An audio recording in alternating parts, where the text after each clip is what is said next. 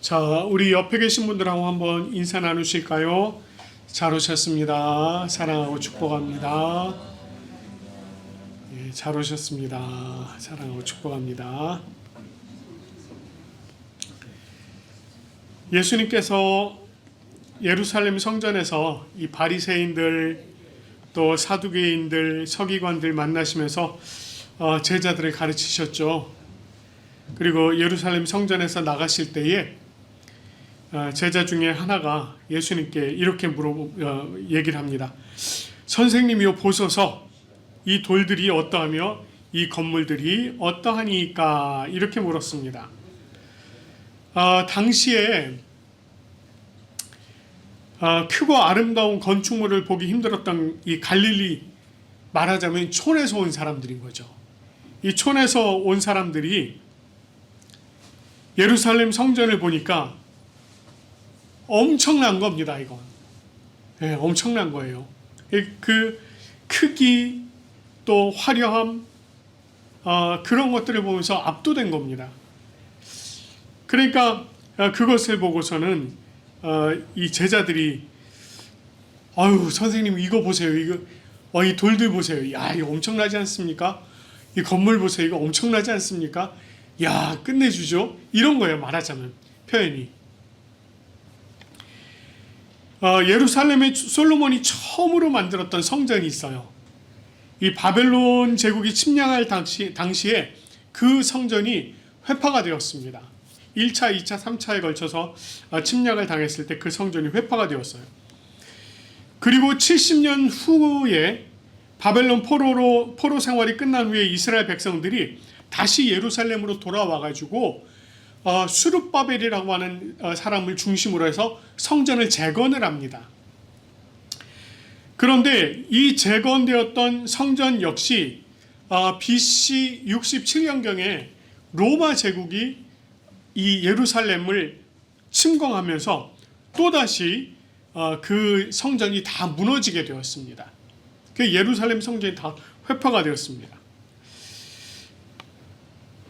그리고 나서 AD 20년경에 헤롯 대왕이요, 이 유대인들의 환심을 사기 위해서 성전을 지어주게 됩니다. 근데 그 성전의 크기가 처음 솔로몬이 만들었던 성전보다 훨씬 크고 웅장했어요. 그러니까 이 크고 웅장한 건물을 보고 제자들이 놀란 겁니다. 그러니까 이제 그런 것들을 보고서, 야, 이게 참 대단하다, 이제 막 이런 생각들을 막 했겠죠. 그런 것입니다.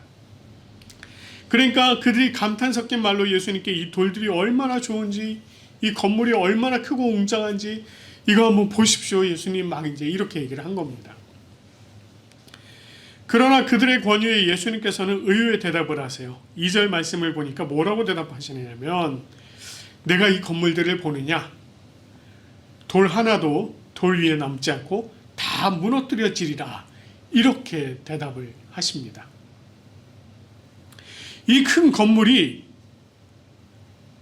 이렇게 건물에 돌을 이렇게 하나씩 쌓지 않습니까? 이 쌓은 것이 하나도 쌓인 상태가 아닌 다 바닥에 널브러지는 상태로 무너져 버릴 것이다, 이렇게 말씀을 하시는 거예요. 이 말씀을 보면 이 헬라어 성경에서는 요걸 이렇게 부정형을 좀 쓰거든요. 문장에 부정형을 쓰는데, 이 부정의 의미를 나타내는 매라고 하는 단어가 있는데 요걸 2번을 쓰고 있습니다. 2번을 써서 이 일이 반드시 일어날 거야 라고 하는 것을 예수님께서 강조를 하고 계신 거예요. 예수님의 말씀을 들은 이 제자들, 이게 좀 예사롭진 않죠. 그러니까 예루살렘 성전을 나와서는 이제 예루살렘 성전을 나오면 이제 이렇게 아래로 골짜기로 내려가게 되어 있고요. 그 건너편이 감람산이에요. 그러니까 올리브산입니다. 그 올리브산에 올라가면 이 높이가 예루살렘 성전이랑 거의 비슷해요. 올리브산이 조금 더 높다고 합니다. 거의 비슷해요. 그곳에서 예수님께서 예루살렘 성전을 바라보고 계실 때에 제자들이 와서 물은 겁니다. 어느 때에 이런 일이 있겠사오며 이 모든 일이 이루어지려고 할 때 무슨 징조가 있겠습니까? 이렇게 물어봐요. 제자들이 생각하기에 예루살렘 성전이 무너진다는 것 엄청 큰 일이 아닐 수 없죠. 왜냐하면 이 거대한 그 성전이 무너진다고 굉장한 일이죠. 그러니까 이런 일이 있기 위해서는 반드시 어떤 일들이 있을 것이다 라고 생각을 한 겁니다. 그 당시 이스라엘 백성들에게 있어서 신앙의 가장 중심지였던 예루살렘 백성이 무너진다는 것은 정말 큰 변고입니다. 그렇기 때문에 이것이 언제 일어날지 또 어떤 징조가 있을지 그게 궁금했던 거죠. 그러나 예수님께서는 그때가 언제다라고 확실하게 얘기를 안 하세요. 다만 뭐라고 말씀하시느냐면 너희가 사람의 미혹을 받지 않도록 주의하라 이렇게 얘기합니다. 여기서 이 미혹하다라고 하는 말이 있는데 이 말이 본래 뜻이 어떤 뜻이냐면 이런 뜻이에요. 잘못 인도하다, 방황하게 하다 이런 뜻입니다. 이것은 바른 길로 인도하지 않고 엉뚱한 길로 인도해서 헤매도록 하는 것, 이걸 말하는 거예요. 그런데 이렇게 미혹하는 그 주체가 바로 사람이라는 것입니다. 인도하는 그 사람이 바른 길을 모르고 있다는 거예요. 그러니까 목적지를 확실히 알지 못하는 사람이 길을 인도하면 그 뒤따르는 사람들이 다 어떻게 된다는 겁니까? 목적지로 가는 것이 아니라 엉뚱한 데서 헤매게 된다는 겁니다. 이런 일을 제가 직접 경험한 적이 있어요. 군대에서 행군을 하는데 그 초임 소대장이 지도를 잘못 본 겁니다. 갈림길에서 엉뚱한 길로 들어가서 2km를 더 들어갔어요. 그러더니 앞에 가다가 하는 말이 이 길이 아니네 이런 겁니다. 그 행군에 400명이 가고 있었거든요. 2km를 더 들어갔으니 다시 돌아 나와야 되잖아요. 얼만큼을? 2km를. 1시간을 더 버린 겁니다. 그만큼 더 걷고 그만큼 시간을 버린 거예요. 이런 일이 벌어진단 말입니다. 여러분 이게 전시 상황이면요 자칫하면 한 부대가요 몰살당할 수 있는 일입니다. 큰일 날 일인 거예요. 근데 이런 일들이 뭐라고요? 미혹하는 거라고요. 사람이 미혹하는 일에 앞장서게 된다는 겁니다.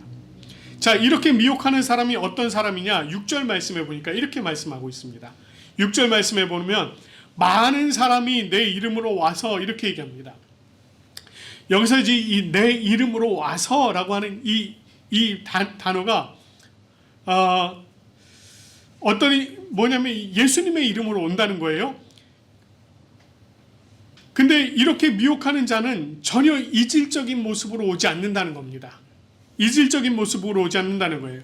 만약에 타 종교에 있던 자가 와서 미혹하려 하면 경계심이 있겠죠. 네. 그래서 잘 넘어가지 않습니다. 미혹되지 않아요. 그런데 같은 예수님을 믿는 자가 와서 그럴듯하게 말하면 그것을 의심 없이 수용하게 됩니다. 이것을 얘기하는 거예요. 예수님의 이름으로 와서 비슷하게 말하면서 미혹하기 때문에 그것이 그런가? 하면서 미혹이 된다는 겁니다. 특히 그들이 이렇게 말한다고 해요. 내가 그다. 내가 그 사람이야. 이렇게 얘기한다는 거예요. 여기서 말하는 그가 누구냐면 내가 예수다. 그 얘기를 하는 거예요. 여기서 내가 그다라고 하는 이 말을 원문으로 뭐라고 써놨냐면 이렇게 써놨습니다. 에고 에이미 이렇게 써놨어요. 에고가 나, 에이미는 우리 영어에서 말하면 비동사예요. 뭐뭐이다 이런 뜻. 그러니까 I am 이라는 말이에요. 근데 이 말이요 당시 이스라엘 사람들에게 있어서는 이 말이 굉장히 상징적입니다. 딱 에고 에이미 그러면 이 사람들 머릿속에 딱 떠오르는 상황이 있어요. 바로 출애굽기 3장 나는 스스로 있는 자이니라 라고 하는 여호와 하나님께서 자신을 표현하셨던 그 말을 딱 떠올립니다. 그러니까 여기서 사람들이 와서는 에고 에이미 이러면 그 말을 듣는 사람들은 아, 저 사람이 자신을 하나님이라고 얘기하는구나, 자신을 예수라고 얘기하는구나, 자신을 메시아라고 얘기하는구나 라고 바로 이해한다는 것입니다. 많은 사람들이 와서 내가 그다라는 말로 자신을 메시아인 예수님이라고 자칭할 것이라는 거예요. 그런데 예수님께서 그런 일만 일어날 거라고 얘기하지 않습니다. 더 나아가서 어떤 일들이 있을 것이냐, 그런 일들이 있을 때에 또 다른 일들이 있을 것인데 난리와 난리의 소문들이 있을 것이다 이렇게 얘기합니다.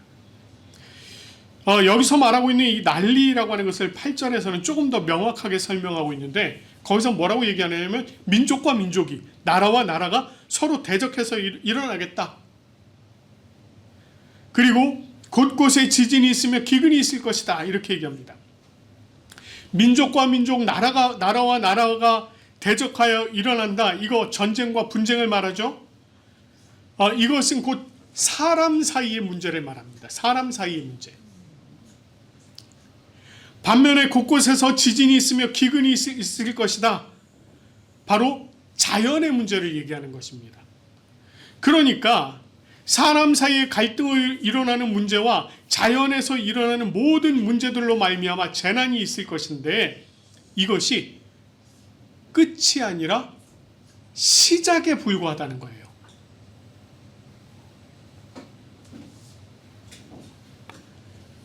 이것이 시작에 불과하다는 것은 그냥 한번 딱 발생했다가 없어져 버리는 것이 아니라 이것이 계속될 거라는 거예요. 계속.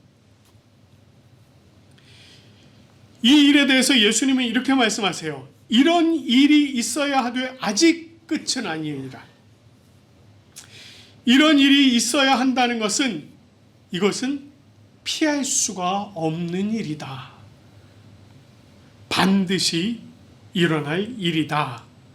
라고 얘기하는 것입니다. 이상의 일들을요, 우리가 뭐라고 얘기하느냐면 종말 때의 사건이다. 이렇게 얘기를 합니다. 이 종말의 때가 언제부터 시작되었는가? 라고 하는 질문은 이미 오래전부터 있었죠.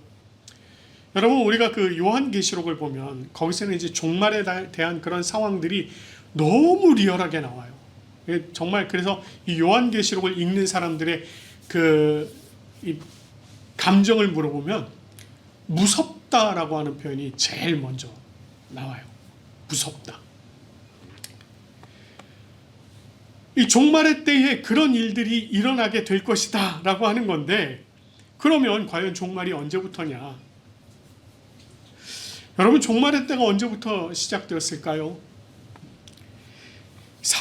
우리 사람이 있잖아요. 사람의 생명의 주기가 있습니다. 그것에 따르면 출생이 있죠. 그 다음에 유아기가 있습니다. 그리고 청소년기가 있어요. 그리고 성년기를 지나서 노년기를 거쳐서 죽음에 이르게 됩니다.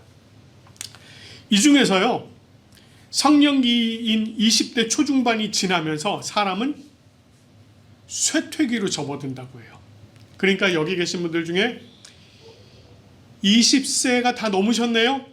여러분들은 다 쇠퇴기로 들어서신 분들입니다. 그렇죠.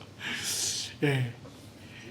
조금 이 얘기를 조금 심한 말 같은데요. 엄밀히 말하자면 이렇습니다. 탄생은 곧 종말을 향한 시작이다. 그 말이에요. 이 말을요, 그대로 인간의 역사에다가 적용을 해보면 사람이 에덴에서 쫓겨나서 죄 속에서 살게 된 그때, 이 세상에서 살게 된 그때부터 이미 종말은 시작되었다 라고 해도 과언이 아닙니다. 그 사이에 문명의 발전, 과학의 발전들이 있었습니다. 그것들로 인해서 우리가 윤택한 삶을 누리는 것 같지만 실제로는 이미 종말이 시작되었어요. 특히 예수님께서 이 땅에 오신 것이 실제적인 종말의 시작으로 보는 견해가 대부분입니다. 그래서 사실 예수님께서 탄생하신 그때부터 종말이 시작되었다, 이런 표현들 굉장히 많이 쓰고 있습니다. 왜냐하면 그때부터 예수님께서 말씀하신 사람의 미혹이요 더욱더 극렬해졌기 때문입니다. 예수님께서 부활하신 후 얼마 지나지 않아서 자기가 재림 예수라고 주장하는 사람들이 등장하기 시작했어요. 뿐만 아니라 사람 사이의 문제가 여전히 많아졌고요, 자연의 문제도 여전히 많아졌습니다. 여러분, 지금 이 시대 여러분 한번 돌아보십시오. 곳곳에서 전쟁의 소식 끊임없이 일어나죠. 내전들 끊임없이 있죠. 분쟁들 있죠. 갈등들 있죠. 환경의 문제 끊임없이 벌어지고 있죠. 걷잡을 수가 없습니다. 갑자기 비행기 뚝뚝 떨어지질 않나? 이것을 꼭 그거에 다 연관시켜서 생각을 할 수는 없습니다만 어쨌든 그런 일들이 막 일어나고 있죠. 곳곳에서 사고의 소식들 엄청 일어나고 있습니다. 여러분, 최근에요, 2025년도에 들어서면서 그 과학자들이 종말 시계라고 들어보셨는지 모르겠습니다. 지구 종말의 시계. 세상에 존재하는 핵의 개수, 전쟁의 어떤 확률, 또는 자연의 어떤 그 현상들, 이런 여러 가지를 따져서 시계 종말까지 몇 분이나 남았나, 요걸 이제 상징적으로 만든 시계가 있어요. 상징적으로 만든 거예요. 이게 1947년에 아인슈타인이 있을 때 처음 만들어졌을 때만 해도 7분이었답니다. 종말 7분 전. 근데 이게 중간에 왔다 갔다 해요. 9분 전이 되기도 했다가 3분 전이 되기도 했다가 왔다 갔다 했습니다.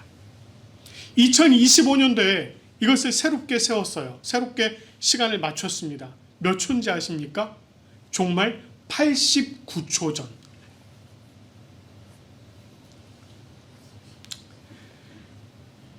문제가 많다는 거죠. 문제가 많다는 거예요. 이것이 단순히 과거의 문제가 아니라는 것입니다. 우리가 21세기에 살아가고 있는데요, 과학이 고도로 발달하고 앞으로도 더 발전할 것이다, 우리는 그렇게 생각을 해요.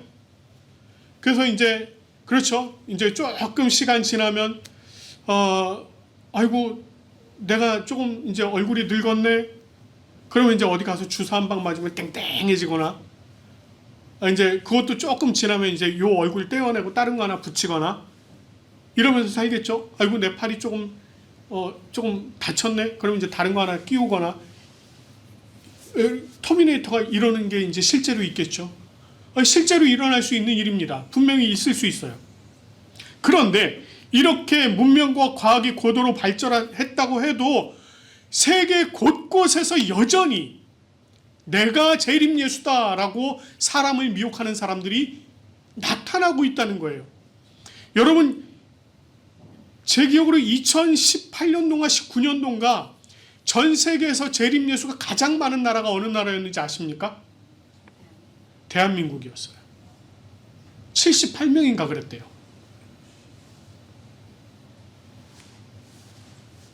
이게 무슨 얘기입니까? 과학은 발전해도 여전히 이런 일들이 일어나고 있다는 것입니다. 사람을 여전히 미혹하고 있다는 거예요.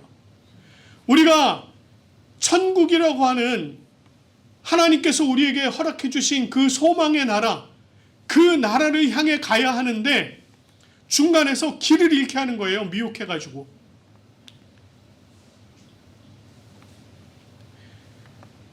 여러분, 자기가 스스로 재림 예수다 이렇게 얘기하는 사람들, 우리는 그래도 이제 조금 신앙 안에 있으니까 그런 사람들 보면 우리는 뭐라고 그래요? 아유, 드디어 미쳤지, 이렇게 생각을 할 겁니다. 만약에 제가 지금 이 시간 만약에 제가 내가 재림 예수다 막 이러면은요, 이제 여러분들은 다음 주부터 이제 강단에 서지 마십시오 이럴 거예요. 네. 왜? 딱 봐도 알겠으니까. 근데 사실 더 큰 문제는 뭐냐면요, 그냥 봐서 모르겠는, 그게 더 큰 문제입니다. 우리 앞에서 예수의 이름으로 오는, 내 이름으로 오는 자라고 얘기했는데 거기에 쓰인 단어가 어떤 단어 의미가 있냐면 그게 예수님 이름 안에 오는 자, 이런 의미입니다. 그러니까 예수님 이름 안에 오는 자, 같은 신앙 안에 있는 사람들이라는 거예요. 여러분들 잘 모르실 수 있지만요, 이 강단에서 잘못된 가르침이 얼마나 많이 쏟아지고 있는지 모릅니다. 만약 제가 여러분 앞에서 성경의 말씀을 막 전하면서 중간에 싹 다른 얘기를 섞어서 있잖아요. 싹 얘기를 하면 여러분들 그거 바로 아실 수 있어요? 모를 거예요. 몰라요. 그런 일들이 얼마나 많은지 모른다는 것입니다. 때로는요, 제가 들어도 헷갈릴 때가 있어요. 그럴 때가 있습니다. 이게 이런 일들이 오늘 이 시대에 비일비재하다는 거예요. 하나님의 말씀이 아니라 자기의 말을 하는 사람들, 하나님의 말씀이 아니라 자기의 신념을 쏟아내는 사람들, 하나님의 말씀이 아니라 자신의 이권과 명성을 위해서 이 앞에서 그 자신의 말들을 쏟아내는 사람들 많다는 거예요. 여러분 요즘 뉴스 보셔서 아시겠지만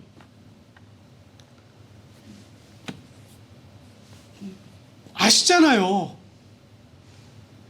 예배 시간에 예배를 드린다고 강대상에서 하나님의 말씀을 전한다고 하는 사람이 하나님의 말씀이 아니라 자기의 정치적인 신념을 얘기하고 이상한 소리 하는 사람들이 있잖아요. 내가 누구라고는 얘기 안 할게요. 여러분, 강대상이 그런 말 하는 데가 아니에요.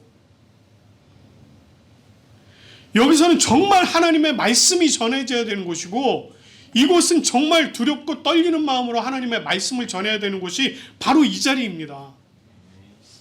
그런데 이 자리에 서서 엉뚱한 소리 하는 사람들이 얼마나 많아요. 사람을 미혹하는 사람들이 많다고요.